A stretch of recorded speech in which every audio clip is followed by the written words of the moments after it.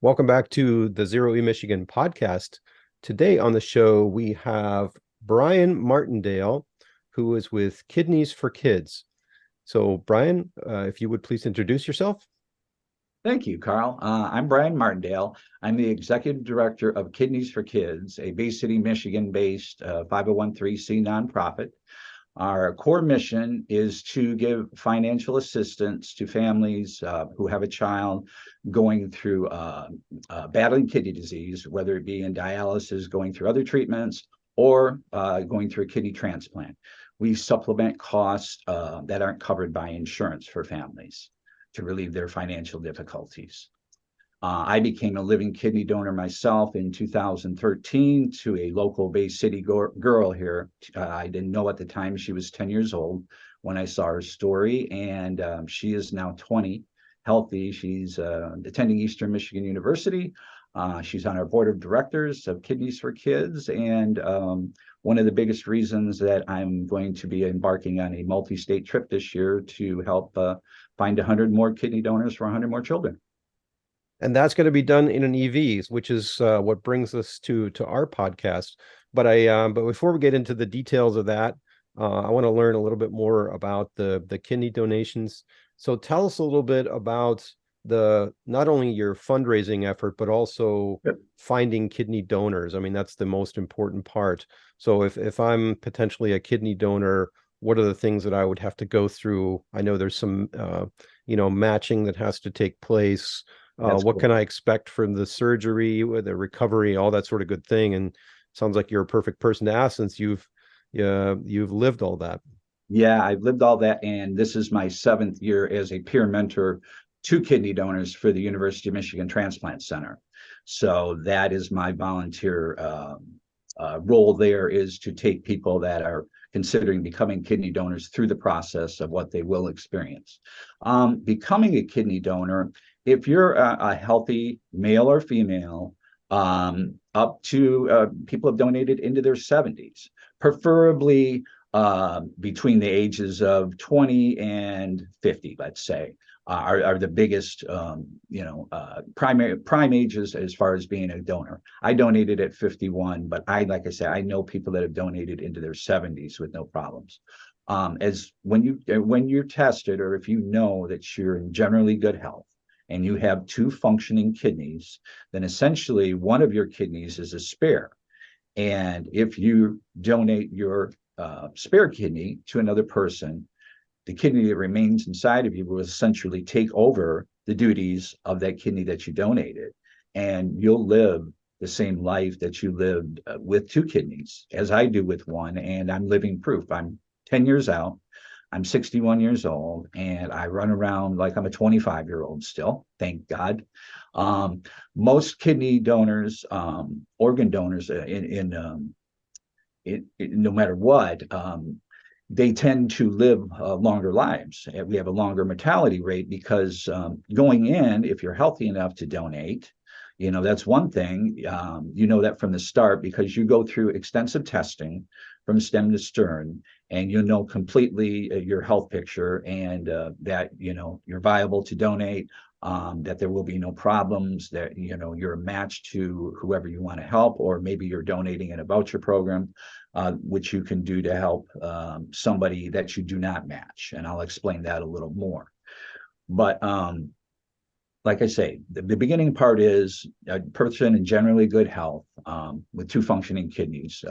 You're able to essentially share your spare, as we say, that's our hashtag, and donate part of your life to somebody else. And you can do that by contacting any transplant center or the National Kidney Registry, and find out more about becoming a living kidney donor. The processes, they're different between different transplant centers, but the biggest part takes only about 2 days of testing to know that you're a match for the person that you want to help, or that you're healthy enough, if you're becoming an anonymous kidney donor, like some people do, just to help somebody in general. And your costs are zero. If you're a donor, your recipient's insurance covers all of your costs. So there is no out-of-pocket cost.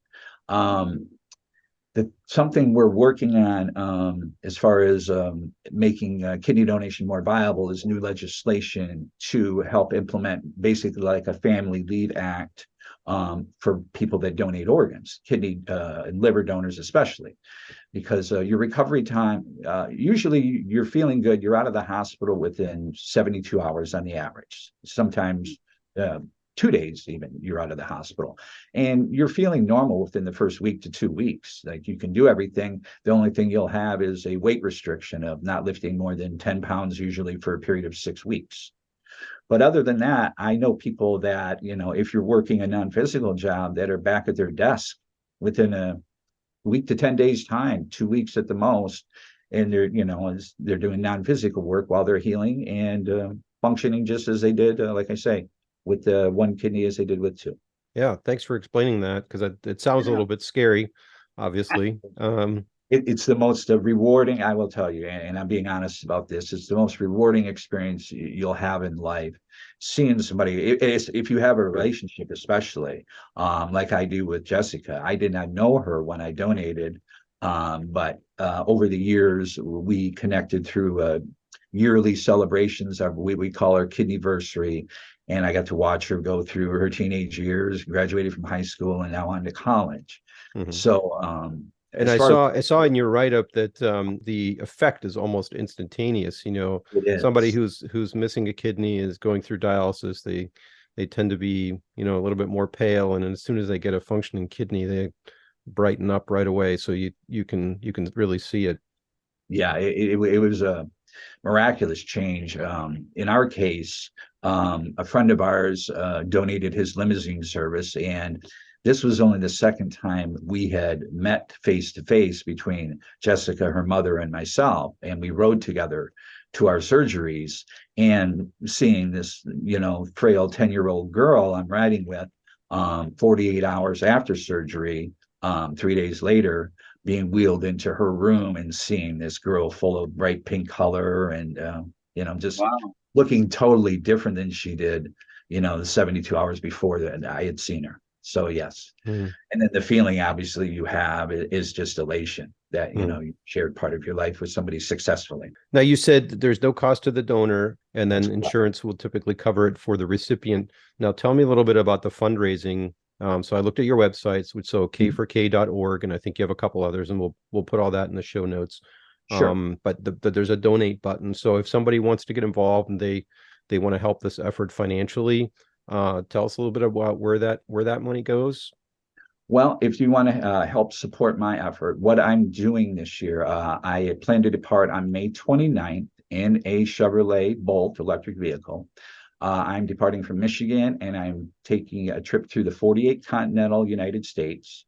I'll travel with the zigzagging I'll have to do to get in the interviews I'm going to participate in, about 15,000 miles. My goal, there'll be 50 different TV interviews set up with a family who has a child who needs a kidney transplant. And between that and some speaking engagements I'll have along the way, I hope to recruit 100 adult kidney donors for 100 children. So that's what you'll be supporting is the cost of charging, food, lodging, and everything that goes into a 15,000-mile trip like this with an electric vehicle. Mhm. But in the end, you're helping me to get the media, because very honestly, it's about 1 in 50,000 people that become a living kidney donor. So I have to reach basically a massive amount of people over this summer if I'm to find an actual 100 people that will come forward to donate 100 kidneys. Mhm. So yeah, it's creating that media, not to see my 60-year-old mug on TV 50 times, but to get No, to these get your message out. sold. Yeah. Yes. And I kind of make fun of that because, yeah, I'm just the messenger here, and hopefully carrying a message and me showing people that, hey, I'm doing all this at 61 with one kidney. You can do the same thing too. Live the same life you live today and, give somebody else life. But yeah, if you go to the K4K website, you'll see first the donate button at the top if you'd like to support our family assistance fund. And that is what our core mission is. That supports financially families who have costs not covered by insurance. And then you'll see a second donate button under it, and that'll say for the Driving for Life campaign, as we've named this. And you can donate directly there. We are a 501(c), so any donation of yours is tax deductible, and you will receive a tax deductible receipt for your support. And it'll be greatly appreciated, and that's how it'll be used this summer. So now tell us a little bit about the vehicle. I mean, why did you decide on an electric vehicle? And why specifically a Bolt EV? So in the EV community, we kind of know by now the Bolt EV is not really the premier road trip Yes. vehicle because the DC fast charging is not the fastest. However, it's all doable. I know plenty of people that have done it. There's a couple we had on the podcast that tow a trailer, camping trailer, which actually reduces the range even further, but it's all doable. So tell us how you got into that. Last year, early 2022, I had first of all been in a TV interview. I've done several times, arranged interviews for people, and in that case, mostly adults up to that point, who needed a kidney transplant. And after an interview in March of 2022 and seeing a big response, I decided I've done this several times, in Michigan. Why couldn't I do something like this on a national scale? And then it came to thinking, well, I donated to a 10-year-old girl, and I looked at the statistics, and I saw that there are 1,100 children today that need a kidney. I mean, right now, and almost 10,000 more on dialysis who will probably need a kidney very soon. And after seeing that need, I thought, well, I want to do that. If I'm going to do this, I want to do it for children. And if I'm going to do it for children, I've always had an interest in sustainability, the environment, and that type of thing. And I thought, well, the most eco-friendly way to do this is in an electric vehicle. I mean, this is something I want to see that's coming, that we have to implement, and it's a good thing. It's going to be in my grandchildren's future. This is what they're going to be using exclusively, I'm sure, very soon. So I wanted to support that, show I was supporting the environment, doing this in an eco-friendly manner, not polluting through 48 states as I traveled. So it came to the Chevy Bolt last year too, as well as this year, because of a dealer offering me the Bolt. Oh, okay. I actually approached Ford and Chevrolet directly and got no answer. Even after last year's trip with multiple TV stories sent to them with press releases, I couldn't get a response. And I'm not putting them down because I'm still a union member here in Michigan. And I support my union brothers and sisters in the UAW and their production of American vehicles. But it really put me off that, not because, why should they pay attention to me? But, this was a mission to save children's lives. All I was asking them for was the use of an electric vehicle for a 90-day period, because that's what this trip will take, not to give me an electric vehicle. And in turn, your brand is going to get a promotion. I'm taping every day as I'm on the road, 50 different TV interviews that the car is going to be wrapped with all the sponsors on. So, great exposure there throughout 48 states. And then it's your brand that I'm driving. Why wouldn't you want to participate? Hmm. And I had to go as far as contacting the UAW president in Michigan. And after I did that, before they contacted me back, a local Chevrolet dealer here, who is a great philanthropist, as well as the owner of many different dealerships, not just Chevrolet Ford, but many dealerships that he could have gotten me cars from, hopefully, but other manufacturers, again, like Kia and Hyundai, because I know the benefits of their charging speeds and capabilities.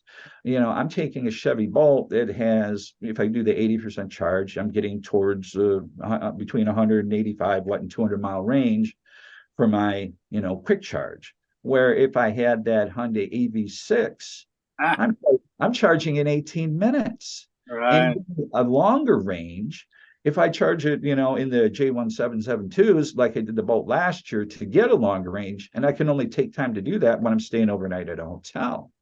But, that longer range and that charging time, I'm actually spending an extra 48 hours charging on this trip because of driving the Bolt over driving that Hyundai or Kia, which both have those same capabilities of quick charging.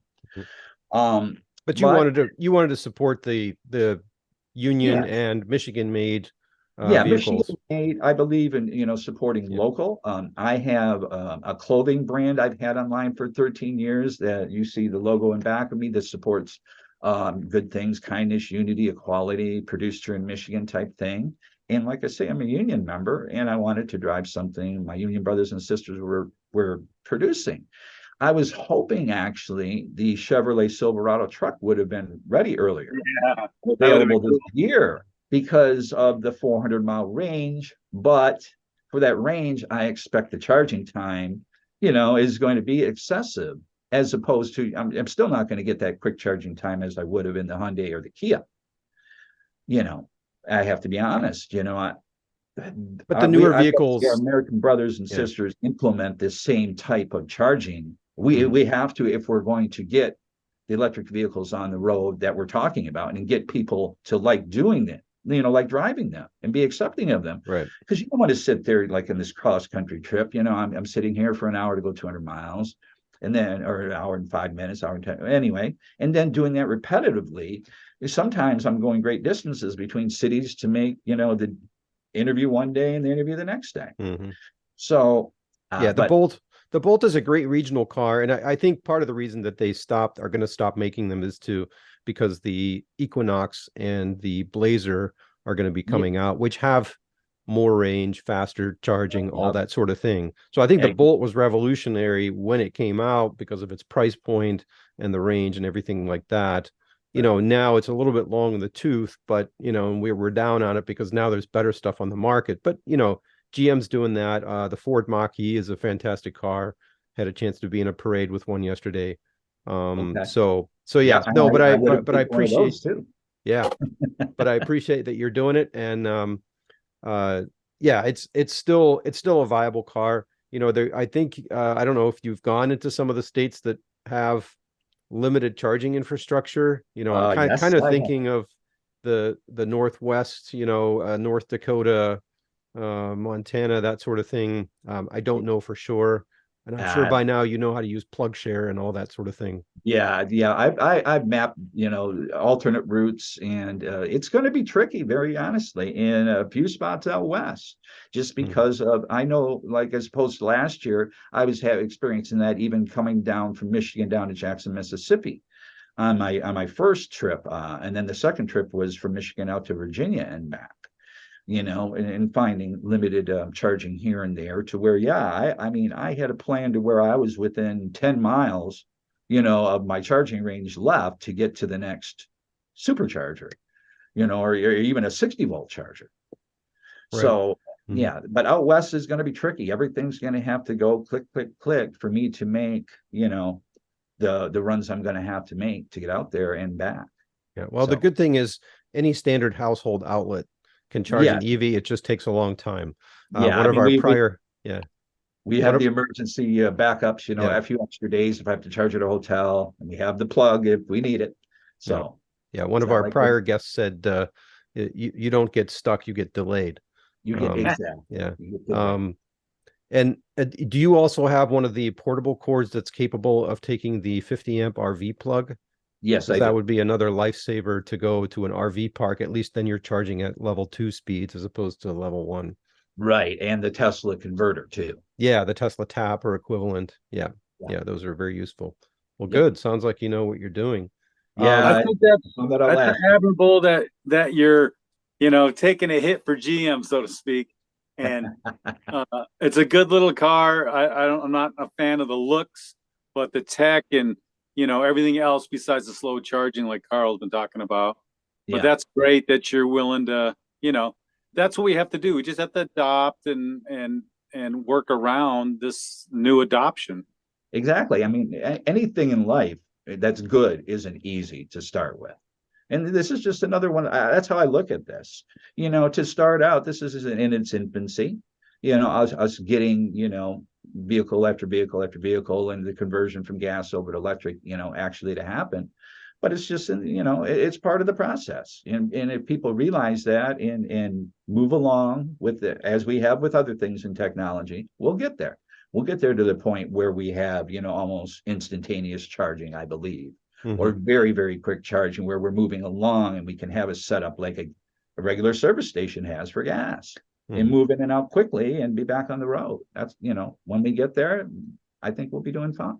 Yeah. So May 29th, that's the intended departure date? I know it's a little bit loosey-goosey for you. It's a little bit loose. It could go into the following week before I depart, but I built in a few extra days of the trip. In some of the eastern states, I'll be doing an interview in Rhode Island in the morning, and an interview in Connecticut, New Hampshire in the afternoon. In the close proximity states. So I'll knock out 2 different things in one day. So you're eastbound first? Is that? It looks like eastbound first. As far as the response, and this is the tricky part of doing this. It's not like you can ask a child, wait for this man to come here to, get publicity so I can, find a kidney donor. Yeah, I've been doing remote interviews like we're doing by Zoom today over the last 2.5 months. We've done 5 different ones for 5 different children ahead of this trip. So maybe I'm getting, headed to a region, to somebody in particular, and all of a sudden a kidney became available from the deceased donor list, and they can't wait, and they're going to take that kidney, and then I'm going to, obviously have a slot for a story for somebody else. I have backups here too. I'll be visiting transplant center hospitals to talk about their programs and highlighting that. So I'll be using every way I can besides personal interviews to get the message out that, not just about the children. I have to be fair, because there's 96,000 adults today who are waiting on a kidney, and 13 people die every day while waiting for a kidney nationally. So, most people can't fathom those numbers. So I'll be doing some extra interviews too with groups of adults in different cities to give their stories a chance to get out there too, because of just the amount of people. I can't ignore that fact.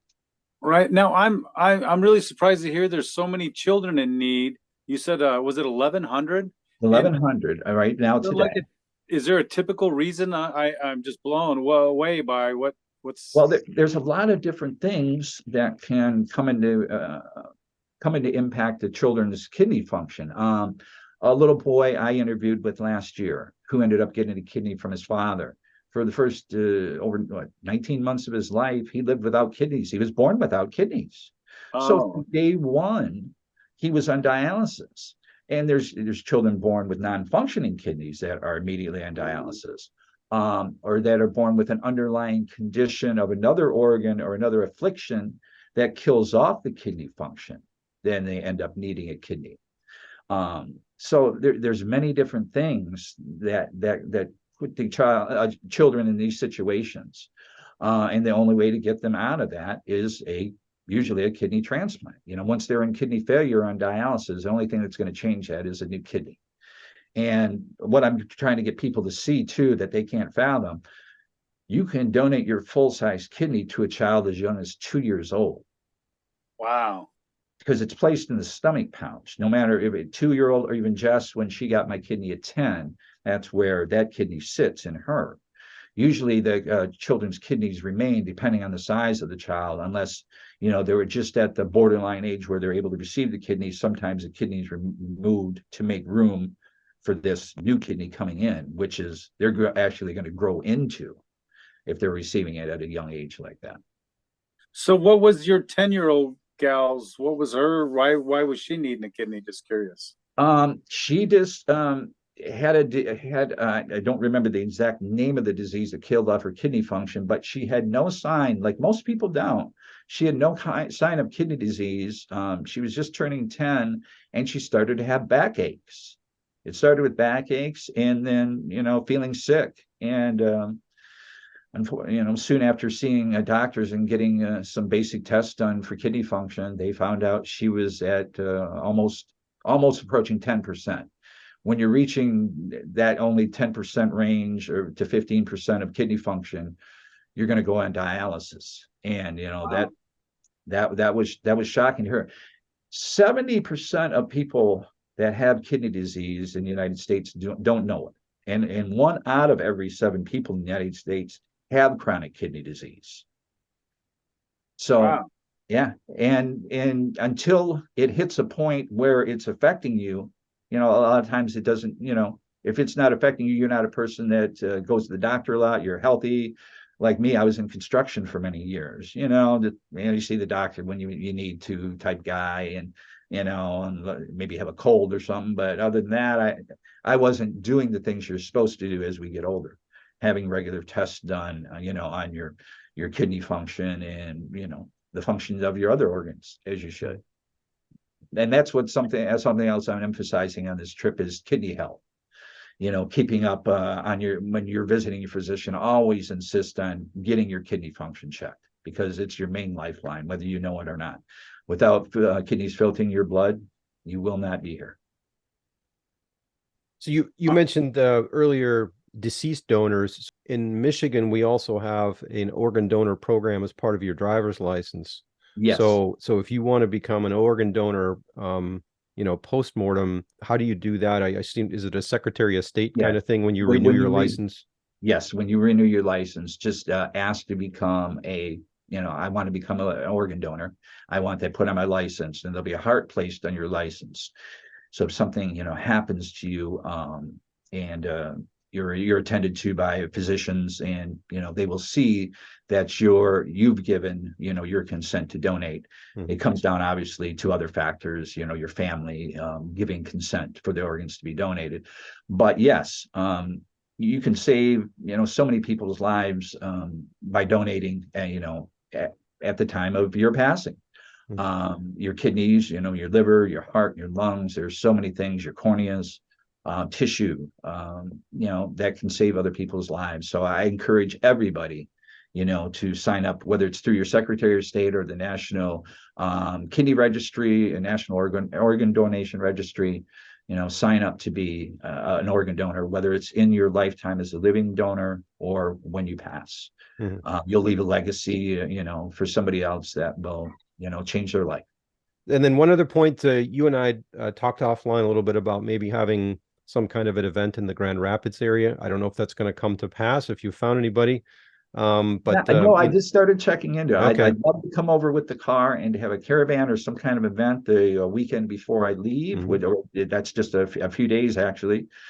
Before I would leave, I would come over the last weekend of May, and I'd love to get together with the Electrical Vehicle Association over there in the Grand Rapids area and put together a caravan or some kind of event we can use to raise funds for not just my trip, but for Kidneys for Kids, our mission. Right. The overriding thing we want to help out is the actual kidneys themselves. I mean, obviously funds are good and awareness is good, but at the end of the day, it needs to translate into kidneys available for the recipients.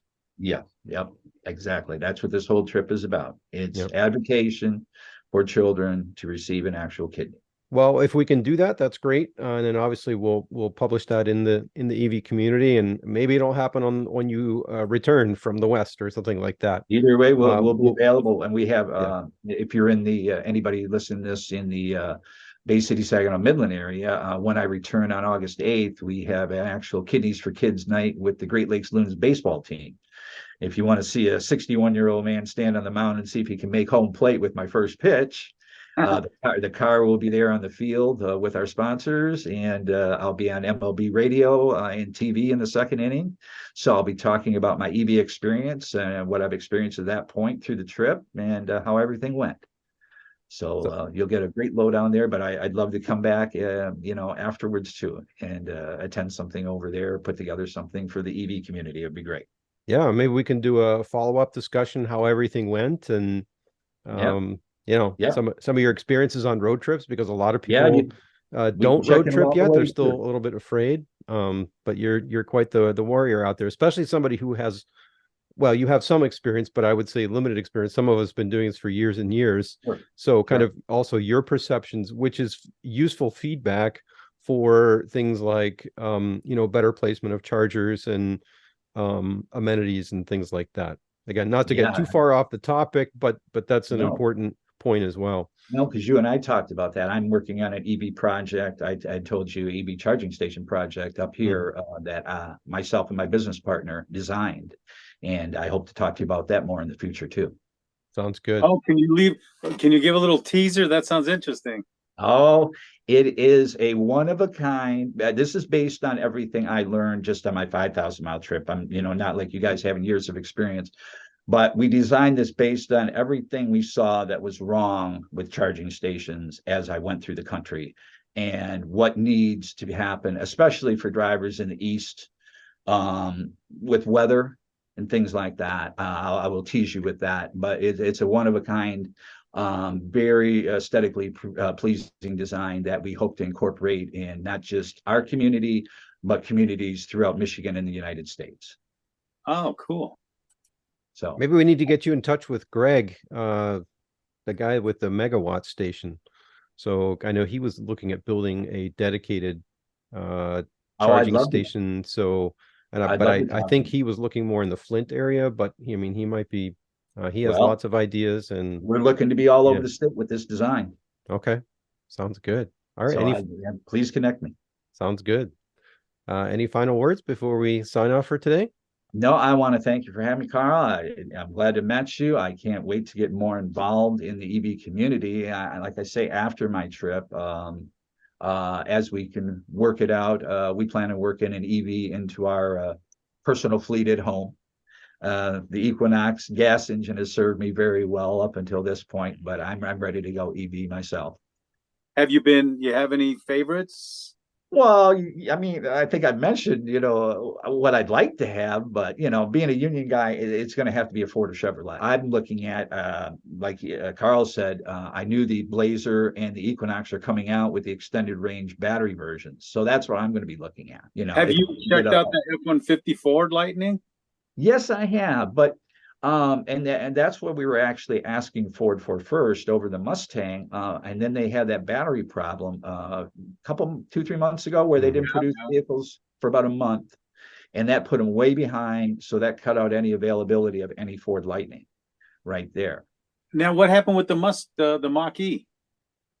The Mach-E, Ford didn't answer. Oh. Ford had every chance. I gave them every chance in the world. I hate to say that, From what I picked up, there's a back order on the Mach-E. Okay. But also the vehicle availability is still an issue. So I know within Consumers Energy, our fleets program, we've done a number of fleet electrification studies, and now a lot of those companies are chomping at the bit to get the vehicles, and they just can't get them. So they're spread pretty thin. They can't even get enough to sell. In some cases, they're still learning how to make them. They're trying to figure out the profit margins. So it's probably a little bit of a tough ask, even though, I mean, you're only asking to borrow the vehicle. You're not asking them to donate a vehicle. Yeah. Just to donate. I'm going to ask Chevrolet now too this week. I'm approaching them in the respect that I have a vehicle now. Do you want to support this trip in any way? Mm-hmm. Yeah. So I'm taking one of your vehicles out and being your flag bearer for it. So here's your opportunity. What area are you in? Just curious. I'm in Bay City. All right. Well, cool. Thank you so much. Yeah. Thanks for your time. Thanks for having me. It's been great. And I can't wait to see you in person and, I can't wait to get this whole trip together and get started. Obviously. Yeah. All the best. Yeah. If there's anything we can support from afar, from the electric vehicle standpoint, remote authorizing a charging session or something like that. Yeah. I went through that last year on my way down. In fact, Electrify America was on an update. I was on my way from Chicago to Mississippi. So I get to the end of Illinois and get to an Electrify America station, and it says free courtesy charge while we're updating this week. You hooked up and you got a 5-minute charge and it shut off. And I called Electrify America and they we'll take care of it. We'll remotely start it. Shuts off in 5 minutes. I had to do that 12 times to reach the next town, where Electrify America, again, same thing, 5-minute charges. So it cost me an actual day last year. I ended up just going to the hotel next door, J1772 charger overnight, drove 600 miles the next day to make the TV interview. Well, yeah. I caught the flip side of that, where the free charging and it just worked. So I got almost an entire trip to Kansas City for free because they were in the middle of that update. So Yeah, and for I'm whatever sorry reason, you ran into that. yeah, I was lucky. Even in Memphis, I had a Nissan dealer rescue me. I couldn't get, I couldn't get close to any other supercharger, and they had one, and they only allowed Nissan. But when he found out what I was doing, he let me charge on the way down and on the way back. Mhm. So yeah, it was a combination of superchargers last year and actual dealers Mhm. for not just Nissan, but Chevrolet dealers saving me more Yeah. than once. Well, speaking of supercharger, which is actually, I think, a brand name of Tesla, Right. one thing you might want to check into is Tesla is starting to open up their supercharger network to non-Teslas. Yeah. So if you download the Tesla app and create an account, especially up in the New York Buffalo sort of area, that's where they're getting started because that's where they manufacture Right. the superchargers. I would say download the app, create an account, tie a credit card to it, and then there's the charge your non-Tesla feature. You may be able to find a supercharger that will work Oh for yeah, you. I will put that in definitely. Yeah. Yeah, I heard that was, going to happen, last yeah. year or this year. And yeah, if I can hit any They're Tesla, out there. There's some I live. yeah. Yeah, Yeah, check I that think out. they're referring it to is called the Magic Dock, is what they're calling it. Okay. Yeah, functionally that's how it works. They use the Tesla, uh, the piece that goes into the Tesla itself is Right. then captive. There's an additional adapter that's captive. So if you authorize the session for a non-Tesla, then that adapter stays on the end of the plug, and that'll fit into your Bolt. Right.